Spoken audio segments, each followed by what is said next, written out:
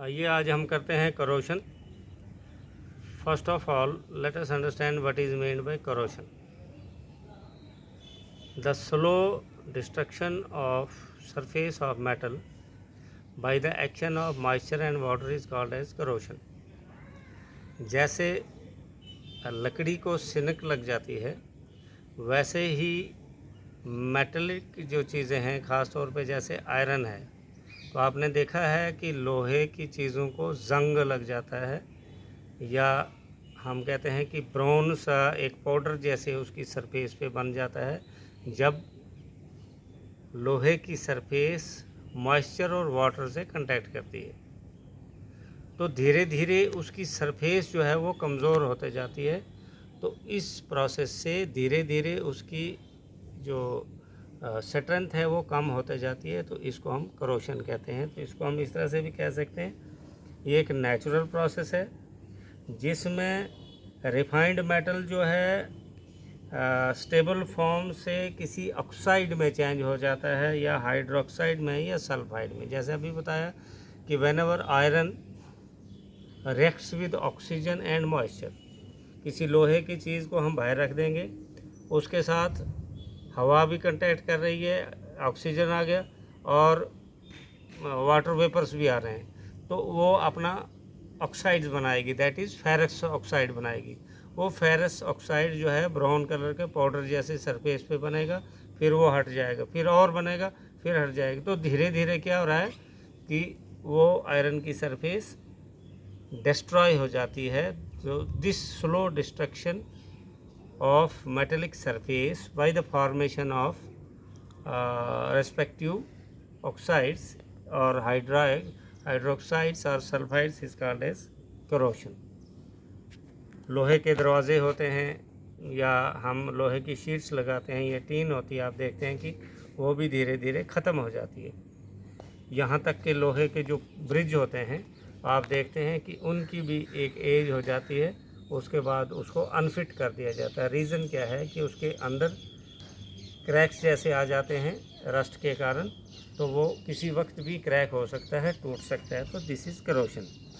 अब इसके कितने टाइप्स हैं? वैसे आपके सिलेबस में ये चीज़ नहीं है, लेकिन फिर भी आपके नॉलेज के लिए बता देता हूँ। It has many types, just like uniform attack, galvanic corrosion और टू मेटल करोशन भी कहते हैं इसको, service corrosion, pitting, intergranular corrosion, selective leaching, erosion corrosion और स्ट्रेस करोशन।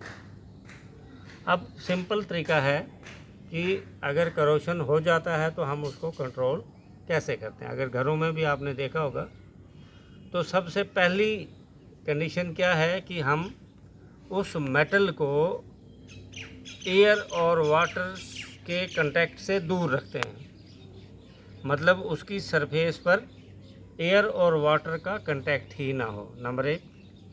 नंबर दो, उसके ऊपर हम कुछ कोटिंग लगा देते हैं, जैसे ऑयल लगा देते हैं, जैसे ग्रीस लगा देते हैं। अब ये ऑयल और ग्रीस क्या करती है? ऑयल जब हमने लगा दिया तो हमने उसकी सरफेस को ढक लिया।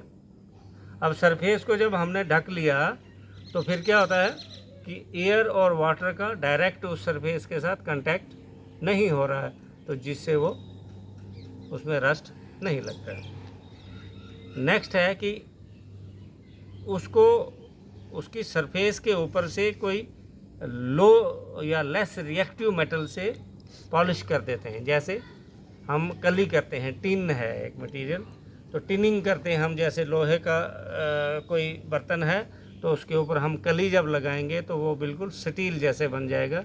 आजकल आप देखेंगे कि बहुत से जो लोग हैं वो धोखा करके मटेरियल वो लोहे का होता है लेकिन स्टील समझ के हमको बेच देते हैं, और हमें भी साल 6 महीने के बाद जब हम यूज़ करते हैं उसकी सरफेस जो है ऊपर से सिकड़े जैसे उतरते जाता है, नीचे हम देखते हैं कि लोहा निकलता है। तो कहने के बात है कि उसके लोहे के ऊपर जो है एक और लेस रिएक्टिव सब्सटेंस से पॉलिश की जाती है, उसको गैल्वेनाइजेशन भी कहते हैं।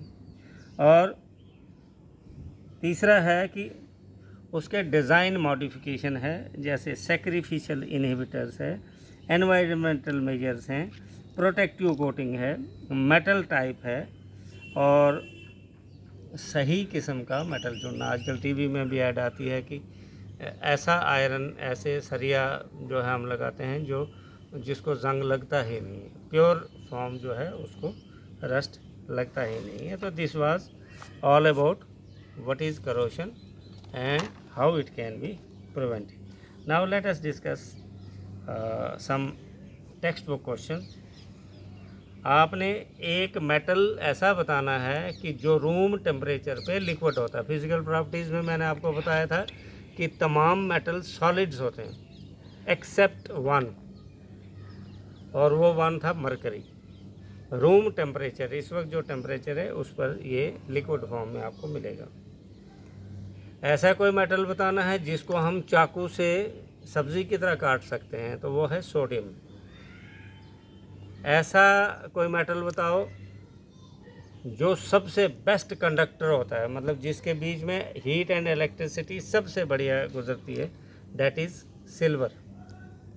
और ऐसा कोई कंडक्टर बताना है, ऐसा कोई मेटल बताना है जो सबसे poor conductor of heat and electricity होता है, जिसमें सबसे कम जो है हीट एंड इलेक्ट्रिसिटी गुजरती है, that is mercury and lead. एक और बहुत मज़ेदार कंसेप्ट मैं आपको समझाऊंगा। मैलिएबल किसे कहते हैं और डक्टाइल किसे कहते हैं? वो मेटल्स जिनको हम बीट करके चादरों में कन्वर्ट कर दें, बड़ी बड़ी शीट्स बना दें, उस मेटल को हम मैलिएबल कहते हैं। ये मेटल की एक फ़िज़िकल प्रॉपर्टी है। और वो मेटल जिनको हम तारों में कन्वर्ट कर दें, मतलब जिनकी हम तारें बना सकें, बारीक से बारीक, लंबी से लंबी। आप देखते हैं चांदी की भी तारें होती हैं, सोने की भी तारें होती हैं, स्टील की भी तारें होती हैं, एल्युमिनियम की भी तारें होती हैं, लोहे की भी होती हैं, सरिया जो आपने देखा हुआ। तो इसको हम प्रॉपर्टी को डक्टाइल कहते हैं। तो मेटल्स मरकरी और सोडियम को छोड़कर बाकी जितने भी मेटल्स हैं, they are malleable and ductile, means they can be beaten into sheets. हम इनको कुट के या मशीनरी में डाल के लंबी सी चादर बना सकते हैं। जैसे टीन की चादरें होती हैं, हम छत पे लगाते हैं, तो ये मेटल की जो है मैलिएबिलिटी ही प्रॉपर्टी है। और जो तारों में आपको कॉपर की तार, इसकी एल्युमिनियम की है, सिल्वर की है, गोल्ड की है, तो ये डक्टाइलिटी। छोटा सा कंसेप्ट, और मिनरल क्या होता है, और क्या होता है, और गैंग क्या होता है, ऑलरेडी मैंने पीछे आपको बता दिया है, मैं रिपीट कर देता हूँ। हमारी अर्थ क्रस्ट में कुछ मेटल्स नेचुरली पाए जाते हैं, जिसमें पाए जाते हैं उसको मिनरल्स कहते हैं। मैंने आपको बताया था कि मेटल्स 3 कैटेगरी में होते हैं, एक टॉप रिएक्टिविटी वाले, एक मॉडरेट रिएक्टिविटी वाले, एक लो रिएक्टिविटी वाले, जो बिल्कुल नहीं के बराबर रिएक्शन करते हैं। जो किसी से रिएक्शन करते ही नहीं हैं, वो नेचर में हमें प्योर फॉर्म में मिलते हैं, वो किसी से जुड़े हुए नहीं मिलते हैं। लेकिन मॉडरेट और टॉप रिएक्टिविटी वाले हमेशा दूसरी किसी चीज़ के साथ जुड़े हुए मिलते हैं कंबाइंड स्टेट में। तो फिर हम पहले ये ढूंढते हैं कि किस जगह पर ये चीज़ें, ये मेटल्स पाए जाते हैं। किसी जगह पे इनकी परसेंटेज ज़्यादा होती है, किसी जगह पे कम होती है। वो मिनरल्स जिनमें मेटल की परसेंटेज ज़्यादा होती है उसको ओर्स कहते हैं। The minerals where the percentage of metal is very high, that is ore.